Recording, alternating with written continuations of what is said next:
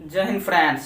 आज हम रिवाइज करते हैं गुजरात के बारे में। तो गुजरात भारत का सबसे पश्चिमी राज्य है। भारत का सबसे पश्चिमी राज्य गुजरात है। गुजरात एक देश के साथ अंतर्राष्ट्रीय सीमा बनाती है, वो है पाकिस्तान, और 3 राज्यों के साथ राजकीय सीमा बनाती है, राजस्थान, मध्य प्रदेश और महाराष्ट्र के साथ ये राजकीय सीमा बनाती है। इसके दक्षिण पश्चिम में अरब सागर है। यह जो कि भारत के 9 राज्य जो कि समुद्री सीमा बनाती है, उसमें सबसे लंबी समुद्री सीमा गुजरात का ही है। गुजरात के इस तट को काठियावाड़ का तट कहा जाता है। सिंधु सभ्यता का सर्वाधिक स्थल गुजरात से ही मिला है, जिसमें धौलावीरा, रंगपुर, लौथल, सुरकोटदा प्रमुख है। सुरकोटदा से घोड़े के साक्ष्य मिले हैं। लौथल बंदरगाह था, यानी सिंधु सभ्यता का बंदरगाह लौथल था। धौलावीरा सिंधु सभ्यता का सबसे बड़ा स्थल है धौलावीरा, और रंगपुर से धान की भूसी मिली है। यदि हम गुजरात के भौगोलिक रूप को देखते हैं तो गुजरात के ऊपरी भाग को कच्छ और नीचे वाले भाग को सौराष्ट्र कहा जाता है। कच्छ के नीचे की खाड़ी को कच्छ की खाड़ी और सौराष्ट्र के नीचे की खाड़ी को खंपात की खाड़ी कहते हैं। कच्छ का जो भूमि है वह दलदली है, जिस कारण इसे कच्छ का रण यानी कच्छ का मरुस्थल कहते हैं। इसका दूसरा नाम क्षारीय मरुस्थल या सफेद मरुस्थल भी है। कच्छ के रण को क्षारीय मरुस्थल या सफेद मरुस्थल भी कहते हैं। सौराष्ट्र में गिर की पहाड़ी है, जहां गिर राष्ट्रीय उद्यान है, और यह बब्बर शेर के लिए प्रचलित है, यानी बब्बर शेर के लिए प्रसिद्ध है गिर राष्ट्रीय उद्यान। इसके बाद सौराष्ट्र के पूर्व साइड में इससे कई नदियां हैं, जैसे माही नदी और नर्मदा नदी, ताप्ती नदी, ये प्रमुख नदियां हैं। अगर इसकी राजनीतिक मैप यानी राजनीतिक मानचित्र पॉलिटिकल मैप देखते हैं तो गुजरात का राजधानी यानी गुजरात की राजधानी गांधीनगर है। गांधीनगर को आधुनिक मॉडर्न तरीके से बनाया गया है, जिस तरह नोएडा को और लखनऊ के यानी गोमती नगर को बनाया गया है, उत्तर प्रदेश गोमती को, उसी प्रकार आधुनिक तरीके से बनाया गया है गांधीनगर को। गांधीनगर के पास ही है अहमदाबाद, जो कि गुजरात का सबसे बड़ा शहर है अहमदाबाद, और भारत का मैनचेस्टर अहमदाबाद को ही कहा जाता है। गांधीनगर के थोड़ा ऊपर जाते हैं तो मिलता है पाटन। पाटन में ही रानी का बाव है। रानी के बाव यानी 100 के नोट पर जो चित्र बना होता है रानी का बाव का बना होता है। यहीं ये रानी के बाव को यूनेस्को में भी शामिल किया गया है। गांधीनगर से दक्षिण आने पर मिलता है गोधरा। गोधरा में ही 2002 ईस्वी को साबरमती एक्सप्रेस में कोच में आग लग जाने के कारण यहीं पर दंगा हो रहा था। 2002 ईस्वी में साबरमती एक्सप्रेस के कोच में आग लग गई थी।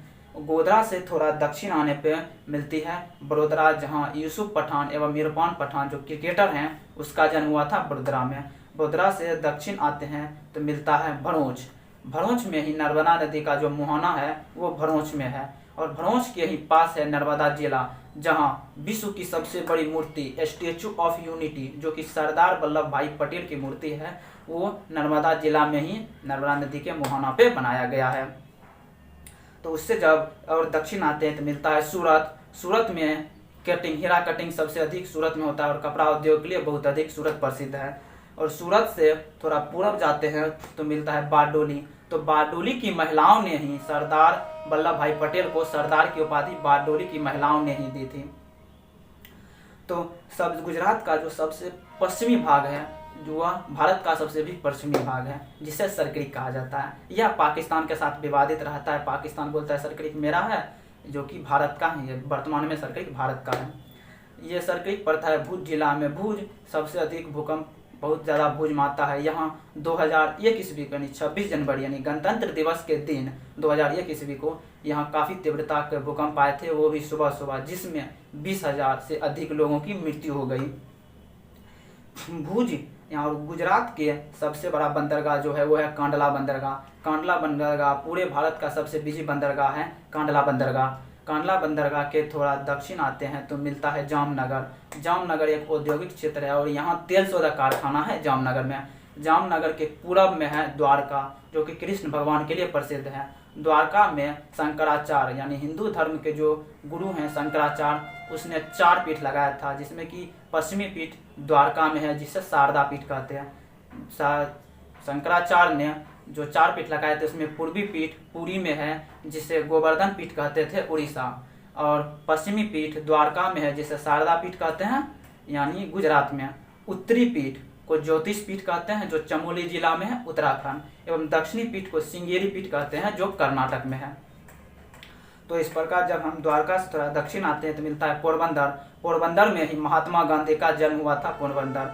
पोरबंदर से थोड़ा और दक्षिण आते हैं तो मिलता है भावनगर, मिलता है सोमनाथ। सोमनाथ के मंदिर पर 1025 ईस्वी में 16वां बार आक्रमण किया था मोहम्मद गजनबी ने। यहाँ से काफ़ी सारा धन लूट के चला गया था। सोमनाथ के पूरब में है भावनगर, जहाँ नमक अनुसंधान केंद्र भावनगर में है, और भावनगर के अलंग में पोत भंजक कारखाना है, जो कि बड़ा बड़ा पोत को है उसको तोड़ा जाता है भावनगर के आनंद में अलंग में। और भावनगर के जस्ट पूरब में है जूनागढ़। जूनागढ़ में अभिलेख मिला है चंद्रगुप्त मौर्य का, जो कि सुदर्शन झील बनवाए थे। इस प्रकार हमने गुजरात का भौगोलिक हिस्ट्री, भौगोलिक एवं पॉलिटिकल में आपको देख लिए हैं। हिस्ट्री में यह जान लिए कि सबसे अधिक सिंधु सभ्यता का जो स्थल मिला है वो गुजरात में ही मिला है, और ज्योग्राफी में देख लिए हैं कि यहाँ गिर की पहाड़ी गुजरात में है, कच्छ के रण भी गुजरात में ही है, खंपात की खाड़ी सौराष्ट्र की, खंपात की खाड़ी, कच्छ का रण, ये सभी गुजरात का ही भाग है। और पॉलिटिकल मैप में हम देख लिए कि यहीं पर अहमदाबाद है, जिसे कि भारत का मैनचेस्टर कहा जाता है, गांधी जी का जन्म यहीं पे, और स्टेचू ऑफ यूनिटी जो कि विश्व का सबसे बड़ी प्रतिमा है वल्लभ भाई पटेल का, वो भी गुजरात में ही है। इस प्रकार हम गुजरात का रिवाइज कर लिए। तो मिलते हैं नेक्स्ट वीडियो में किसी अन्य राज्य के साथ, तब तक के लिए जय हिंद।